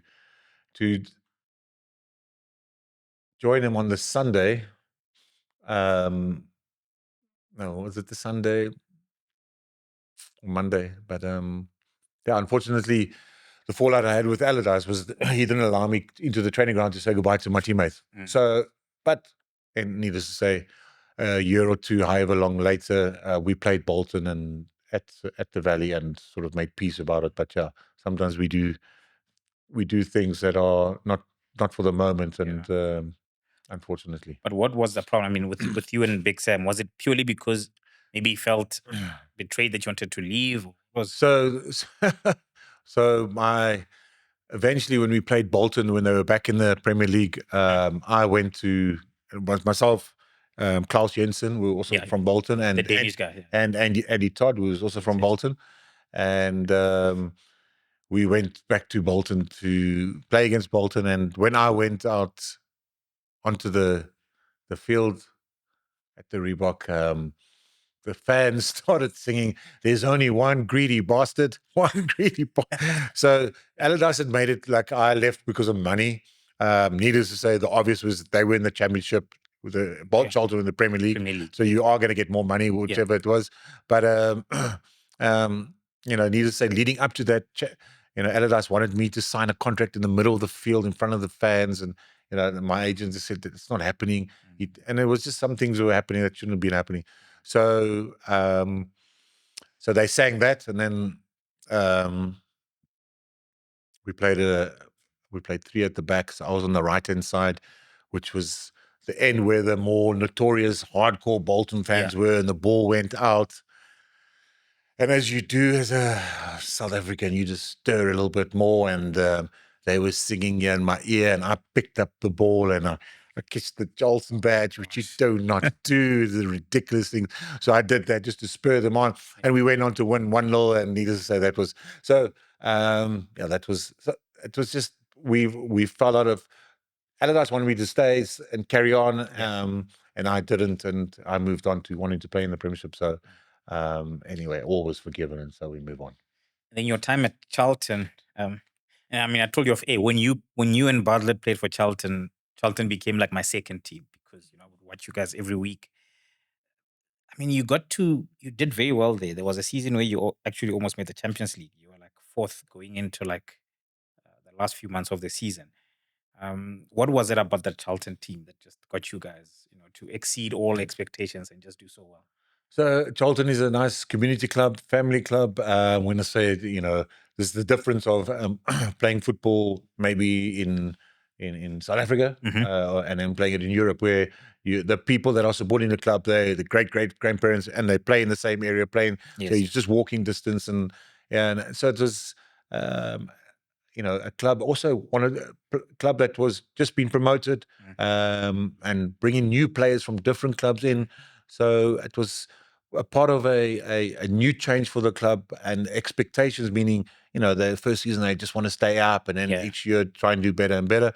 And, fortunately, that's what we did. We had a coach that was an ex-player. So sometimes when you have that, I think it was all of them were ex-players, his technical staff. And so they just brought a good feel around the training ground, and an expectation going into the wherever we went to go play, different clubs. And it was just, at the time, being back in the Premiership, it was just a nice time for Charlton. And obviously, you look at it, it's the best time they've had being in the Premiership, and let's hope they can redo that again. But it was fun for me. When I say fun, I was back in the English Premiership, playing against the best teams, whether it was a Liverpool, Man United, whether it was at Old Trafford or at home. I was playing where I wanted to play, and that was an exciting 5-6 years for me. So it's an enjoyable time. Yes, people always ask me, but we had some fantastic results at home, but it will always stick out to me. The best result was beating that Invincibles, that Arsenal era of players, beating them 4-2 at Highbury was always a just phenomenal. careful. There's a few Arsenal fans here. So No, that's fine. But to say to be been very fortunate to experience that. Highbury is a compact field. Everyone feels like you're touching the players, and they can be Arsenal fans, so they can understand the importance or the experience that we had of beating them at Highbury, which it's one of the fond memories. But again, it's I touch on that. Where did I support a team? Yeah, I grew up supporting. You're making me admit things. Man United as a kid, because we saw them FA Cup, and when I went there, eventually became an Arsenal fan, because Arsene Wenger and the French legion of players played the best football, and they certainly did. And they had the rivalry against United and that, but for me, Wenger and the Arsenal players, and then going out after games and bumping into the players, I just got on very well with the players that played at Arsenal, and so it just made it more enjoyable to see them perform the way that they did. So, it was such an enjoyable experience of football, of life, that I had down in London, south of London, southeast, and with Charlton and the Valley, the fans, my teammates, and the technical team. So it was just a good time. So good time to be alive in football. Would you just casually go to the club after the game and bump into Thierry Henry or any of the Arsenal players? Is that when you but can we not say that casually Thierry Henry was bumping into me? Oh, well. But of course, not casually, but obviously we go into the same place. You're bumping each other and you greet each other, and that's it. And it's an African thing, eh? Sure. It's an African thing. Yeah. So it was fun memories. No matter where you went, it's I think you touched on it. Off air, you were talking about the English Premier League. It was anyone that has played in it. It is a life to be fortunate to have lived. And when I look back, I'm grateful for it. I experienced it. Sometimes experienced it to things that I shouldn't have experienced, but it was good experiences. And just fortunate to have been a part of English football, or a part of the two clubs that I played there for. Bolton Wanderers was a very good club to me. The fans, and then Charlton had exactly the same experience. So it's always an avid reminder of what real football fans are about, knowing the history of their club and supporting their club no matter what, no matter where, which division they play in. And myself and Sean Bartlett were invited back now, end of last year, and we saw the League One and the support, and then now they've been promoted to the back to the Championship. So let's hope that they can get back to where we'd like to see them. And then just two more questions on the English Premier League, right? So you've spoken about the Valley, your home ground, which was very good for you guys. But in terms of away grounds, you get your Anfield, Old Trafford, Highbury at the time. Which away ground gave you the most chills, when you walked in? So it felt special. Well, I think all of them. There's a different feeling. Obviously Old Trafford is Old Trafford. Yeah. But Tyneside, Newcastle. The fans are you don't get fans like that, and certainly Everton, and Liverpool for sure. But Everton, why? I think because we normally got good results against Everton, so I love going to Everton, to Merseyside. But I think anyway, even the Dell, Southampton at the time, all the clubs, it's a different experience because of the passion and commitment of the fans. And fans English football fans are unique. I mean, the songs they sing, the things that they say to you, it's unique. So, but that's why you're fortunate to have experienced it as a player, no matter which club you played for in the English Premier League. And if there was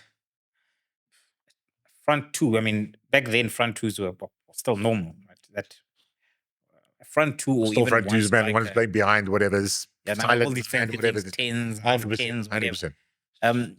Any striker in particular, or any front two in particular that you found not necessarily the best, but that you personally found the hardest to play against, and why?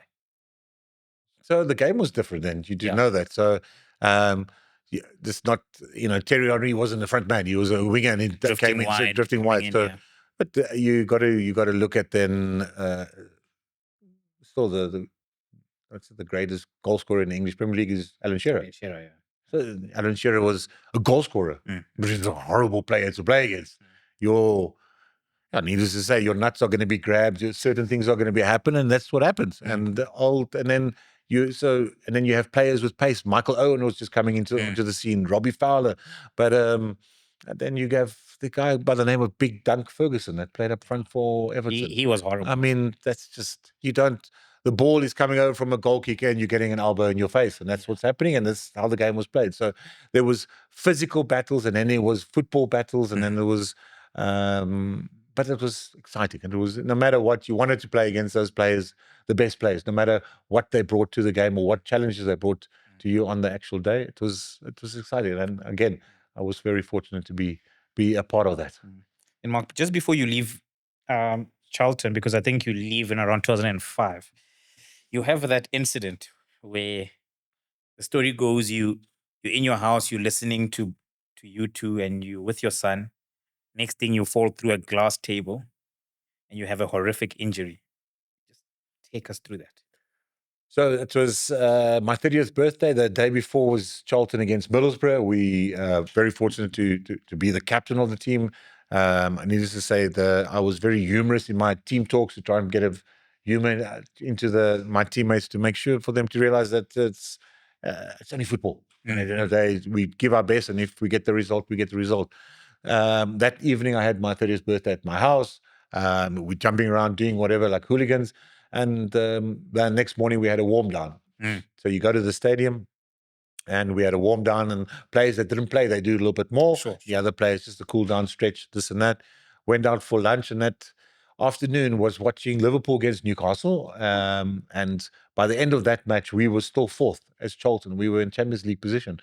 I was playing U2 as music, dancing in my dining room, my lounge, with my son. He said he's tired. I put him down, and once I turned around, my knee had knocked the dining room table, and needless to say, I fell backwards onto the vase that was on the table. And the moment of being joyous and where we are as a team to, obviously I was part of it, but I don't remember it because of the experience, what was happening.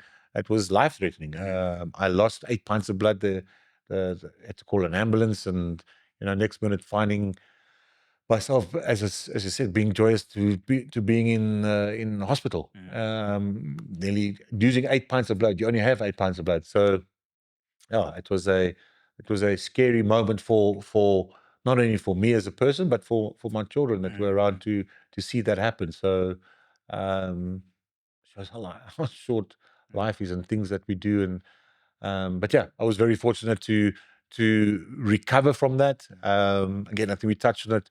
Did I ever fully recover from it? Who knows? But yeah, it was something that I'm grateful that I was able to live through it. Very fortunate we had a close friend that was a trainee nurse that knew what to do through when the incident happened. So yeah, again, very grateful to have gone through it, and it was very freak situation where I had 72 stitches under my arm.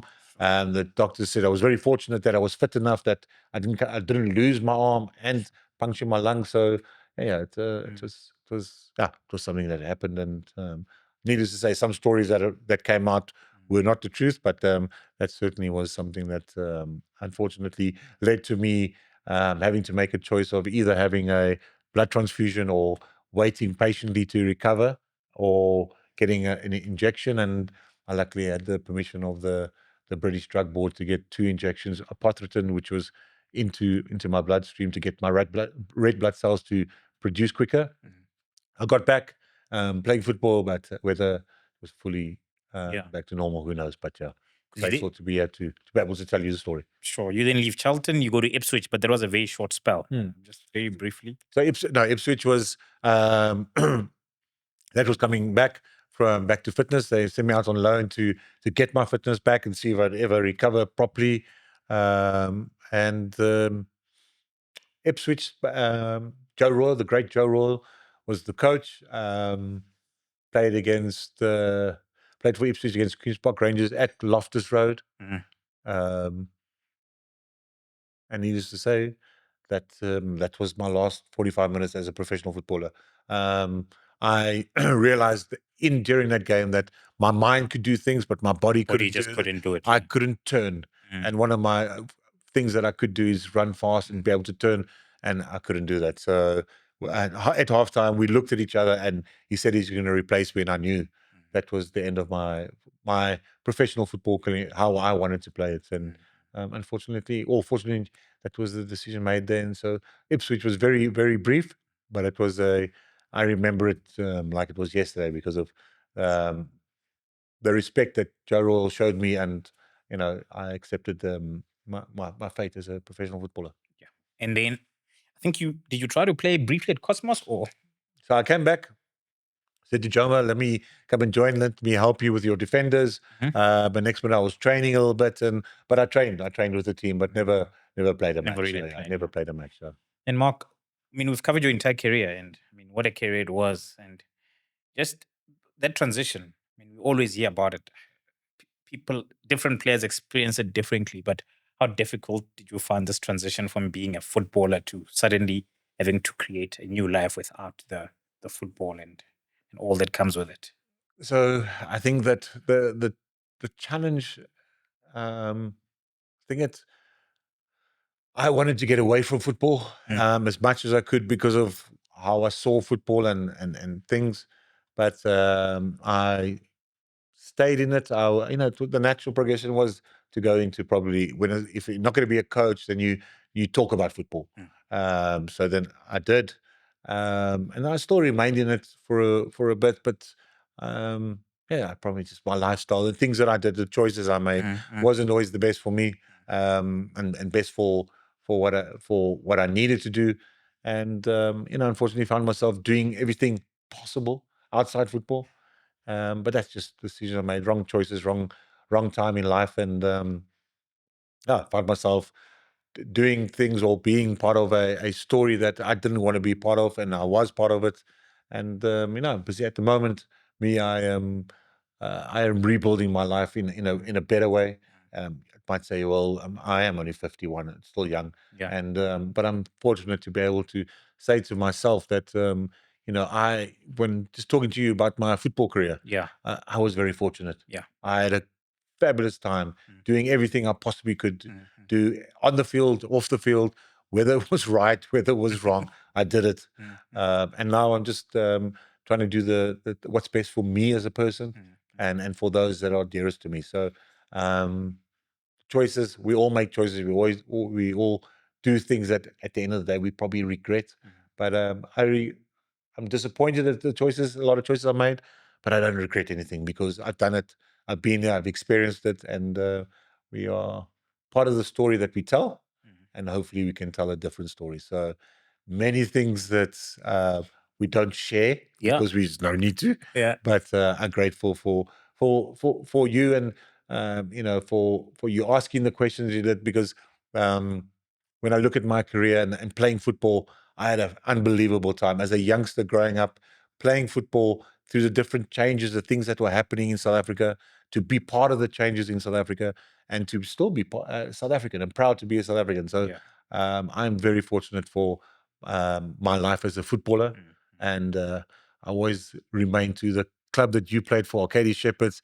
It taught me a lot as a footballer, but it gave me even more as a person. So thank you once again for allowing me to talk a little bit about my the moments that I had as a footballer. Thanks, Mark. And then just going to close off on very quickly. I give you 2 center backs. Just pick one. I'm going to start international. Start with the guy you played with, Nesta or Cannavaro. Oh, we go through a Q&A here. Yeah, just quick one. Who's better? Better center back, Nesta or Cannavaro? I'm going to go Nesta because I played with him. Nesta, Yapstam. Oh, you're throwing it in. I'm still going to go Nesta. Nesta, Marcel Desailly. Oh, Marcel Desailly was a good midfielder. We're not sure. I like Marcel as a midfielder. Shows. But as centre back, you're going to go Nesta. I'm Still going to go. Yeah, sure. Okay. Wait, you're going Nesta? Yeah, we'll go Nesta. Nesta John Terry? No, Nesta. Nesta Rio Ferdinand? Nesta. Nesta Virgil van Dijk? Still Nesta. When you go further back, Nesta Baresi, come on, then we go. Before my time. Okay, that's why. So no, but fair enough. All right, a local. Neil, and I know you also played in midfield, but as a defender. Neil Tovey, Steve Compella. Sure. I didn't have the opportunity to play too much with Steve, but Steve was a strong defender. I'm probably going to say Neil because I didn't Played have more with him. I played more with Neil, and I didn't have the chance to. I saw Steve play, but and that was obviously him coming to the end of career, and he probably in the change room would have done something teacher-like to put me off. So I'm going to go Neil Tovey. Okay, Neil Tovey, Gavin Lane. Gavin Lane, come on. This Buccaneer, we won the league, we won the African Champions League, and an absolute warrior on the field and an absolute warrior off the field as well. So Gavin Lane. Okay, Gavin Lane, Willem Jackson. No, Gavin Lane. Gavin Lane, OJ Mabizela. So OJ, very talented, but he also, again, when I came back and played a little stint for the national team, he was playing in midfield. Yeah. So I didn't play with him, so I'm still Gavin Lane. And finally, Gavin Lane, Lucas. So two totally different players. Certainly a warrior, but yeah, I'm always going to go because the chief led by example and did certain things. Two totally different players. When I say totally different players, I'm going to say at club level, I'll still go Gavin Lane. Okay. International, of a national level, I'm going to go obviously Lucas. All right. Mark, thank you so much. And, we hope you will, in future, you'll become a friend of the show. We can, can do some things with you going forward. But thank you so much for your time. It really means a lot to us. Thank you very much. And thank you for allowing me to share a bit of my experience with you guys and wishing you guys all the behind the scenes. I forgot all your names already. That's why, luckily. But all behind the scenes, the guys that are sometimes the more important people into putting the show, making it a success. So the Apex Playbook podcast, may it continue and grow bigger and bigger. Thank you so much.